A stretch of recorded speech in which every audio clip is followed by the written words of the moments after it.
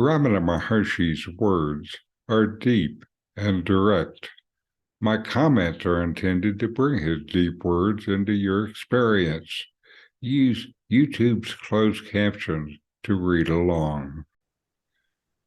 Now, two talks that I will read and comment on together. First talk 119. Again, at the same time, there were 4 dogs in the ashram. Sri Bhagavan said that those dogs would not accept any food not partaken by himself. The pandit put the matter to the test. He spread some food before them. They would not touch it. Then Sri Bhagavan, after a time, put a small morsel of it into his mouth. Immediately they fell to and devoured the food. And then 120. Later, a man brought 2 peacocks with their eyes screened. When let loose in the Maharshi's presence, they flew away to a distance. They were brought back, but still they flew away. Sri Bhagavan then said, "It's no use trying to keep them here. They're not ripe in their minds as these dogs. However much they tried to keep the peacocks, they would not remain there even for a minute." These incidents illustrate the unique and subtle connection that Maharshi had with animals.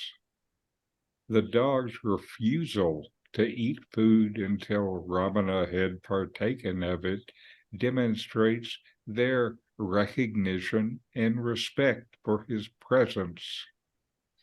On the other hand, the peacock's inclination to fly away indicates their lack of readiness or receptivity to remain in the Maharshi's presence.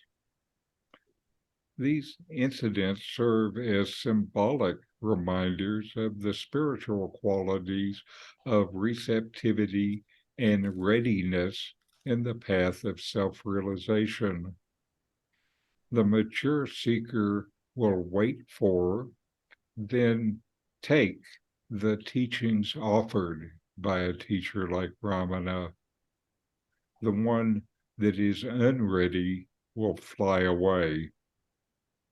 I've noticed this with people who come to satsang over the years. Some, even if they've never heard what Ramana has to say, feel somehow nourished, then will return to what feeds them. Some, again, no matter what the background, won't even peck at the seeds laying on the ground before them. Ramana says that grace is needed for self-realization. I think grace is needed for the interest to be there to begin with, and for you to feel some kind of internal rapport with Ramana's teachings so they touch you.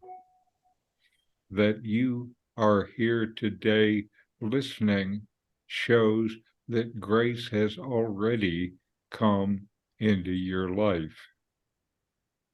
So inquire, know yourself, and be always happy and at peace. Now we have a short clip with from a dialogue with Nomi about the law of karma. It actually was hard to find things from Nomi about karma. I went through more than 10 years of his satsangs and only found 2 references to karma in any of his talks or in any of the questions. Where Nomi starts his teaching really is at the highest level, the level of jata, no creation, which is kind of the peak of the Jnana Yoga ideas. These videos help bring Ramana Maharshi's teachings into your direct experience. Subscribe now to help you deepen your understanding and practice to know the self. Just click the subscribe button.